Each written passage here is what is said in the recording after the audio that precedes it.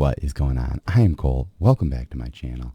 I am nearing 500 subscribers. So if you are here and you have not subscribed to my channel, please feel free in doing so below if you could. And yeah, I'm going to get to what are my most anticipated comics of September 28th right after this.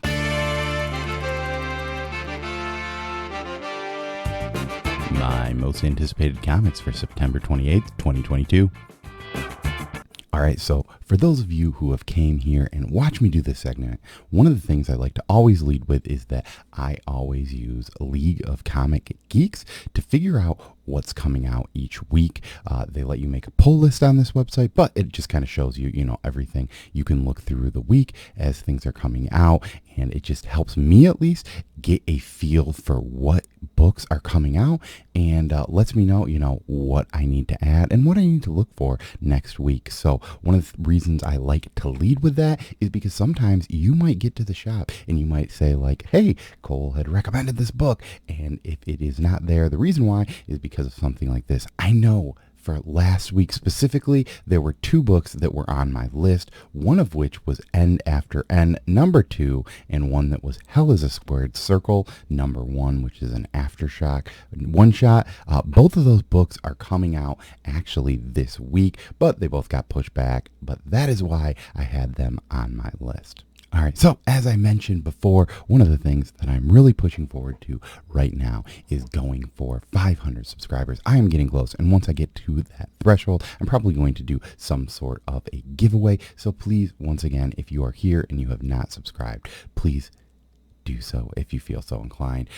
Also, if you could, give me a like or let me know down below some of the comics you are looking forward to this week, because that always helps me. I also have a short that I released that you'll have one more day still to vote on. And if you could come up here, there is my Selection Sunday short. And in that, I am asking what you think I should rip with cards. So if you could go and give that a vote. Usually when I get that to 25 votes, I throw in another card when I do that rip. But you're all here for the comics, so let's get into those. The first comic that I have on my list this week is Firepower #24. I know that this is the end of one of the story arcs here, and a lot of people have been kind of mixed on this. I really like Firepower. This is from Robert Kirkman and artist Chris Samney. One of the things I really like about it is that when you're reading a lot of books, sometimes, you just want something that's a little bit more like nonsensical. This is essentially just an action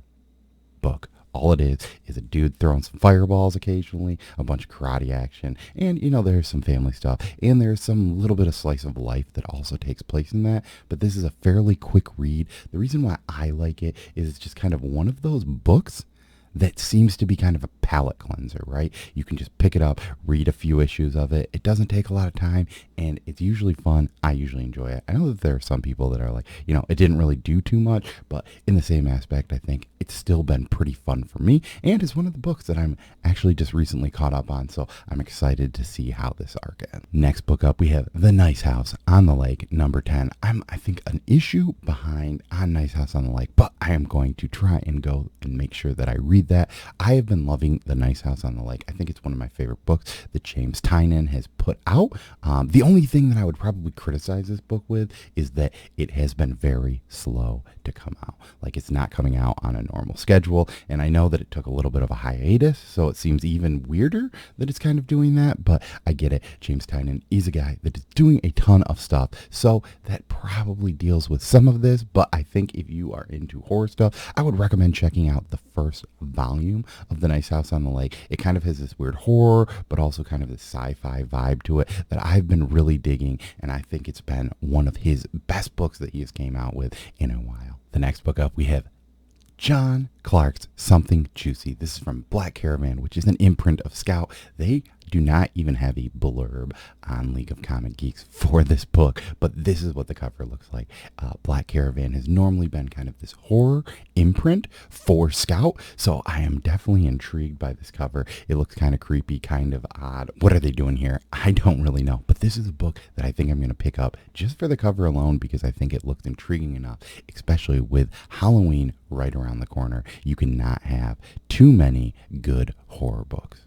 Another #1 that is a great starting part is going to be flawed number one. This is coming from a co-writer of Bitterroot, Chuck Brown, and superstar artist Prenzy from On the Stump. And the first tag of this book is reunited for an ultra-violent, high-octane limited series that's Frasier meets The Punisher. Those are two things that I thought would never mix in my life, but they are now. So I'm willing to give this issue number one a try because I think that alone is fairly intriguing. I was never a huge fan of Frasier, but I think with like the current day of podcasting and even just YouTube alone, it is a very interesting concept to see what maybe that will deal with, and how it really works with The Punisher. So once again, this is Flawed number one that is coming out from Image Comics. And the final book is going to be Old Dog number one. This is another release from Image Comics. It is from writer Declan Shelvey and letterer Clayton Cowles. Declan is also doing all the art too. It's pretty much this book. I'll just read the blurb because I read the blurb. I saw this. I was like, I have no idea what this cover is about.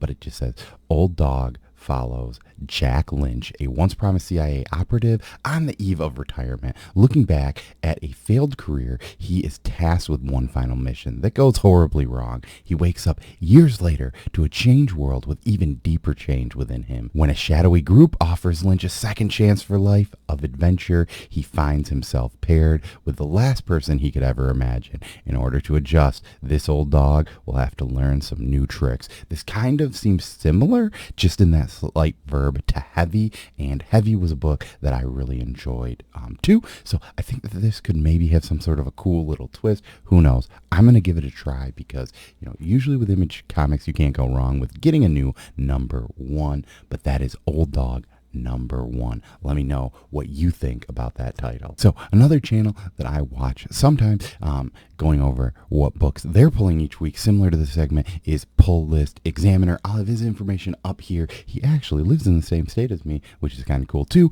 So if you have not already, go over there, check him out. He does a segment fairly similar to this that I think has been fairly fun. And one of the things that he actually added into his was a segment of like what's getting cut. And I really kind of liked that because sometimes when, with most of us, we're not reading every book, but I know with me, I kind of look for recommendations from other people. So if I see somebody talk about a book, every single week, there's a good chance that I'm going to reach out and read it. So when I see these kind of books, it kind of lets me know maybe, hey, if our, comic stuff is aligning, maybe that means something that I should maybe look to avoid getting, because some of the things that I've been doing with cutting down on comics is trying to pick stuff up either digitally in trade or just in a trade format to read after the fact. So I thought that was kind of a cool thing. And one of the books that I had on this list was Damage Control number one. And I said, hey, this could be fun. This could be weird. And I'm just saying right now, I'm putting up Damage Control 2 comes out this week. If you, for whatever reason, got Damage Control number one because I recommended it and you have not read it yet, I would highly recommend reading it because I did not like this book at all. It's a little too silly. A lot of people know some of the things that I'm not into right now in comics. It's just like fun comics. Sometimes I like something a little bit more depressing. This was kind of a little weird, kind of a little goofy. It is written by the TV writer for the show The Goldbergs, but I've been just trying to take it out because I saw that there was an awesome team on it. I think the unfortunate thing that Damage Control did, or maybe it's good for that book, is that it had a cover with a lot of cool people that while all of those people were inside the comic book, none of them really had anything to do with the comic itself. So I would maybe say that if you picked up Damage Control because I recommended it or you saw that awesome cover, I would say if you are going to the shop to pick up Damage Control 2, make sure you read it before you buy that issue, because I personally was not a huge fan. This is a book that is more so like fun and goofy and silly. So if that is your thing, hey, maybe you're going to love it. But I did not. And I just wanted to let everyone out there know, because I saw that segment and I thought, hey, I have been recommending a lot of number one, so as I read them, maybe I will start to say, hey, this is a book I did not like, or hey, I did actually really like this book. And I try to include twos of books that I read to let you know that, hey, I did like this book, but I thought it would be kind of cool to let you know on some of the books that maybe missed for me too. So if you were waiting to maybe trade rate them or something like that, maybe this isn't a book for you.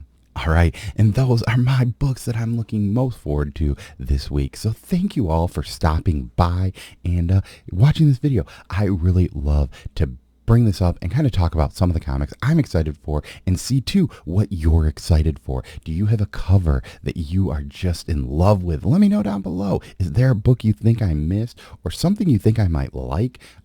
Let me know too down below. I think the hard thing with doing this is I really like to showcase some of these new titles because I know that a few people have said to me one of the things they like is that I showcase a lot of new indie books. So I try and incorporate some new indie number ones so that it's something that, you know, I can give you a little bit of a pitch or what I think about it, or at least show you the cover to maybe make you go out there and do your research to see if it's something that you might like. So once again, I've been Cole. Thank you for stopping by. Have a great day and peace.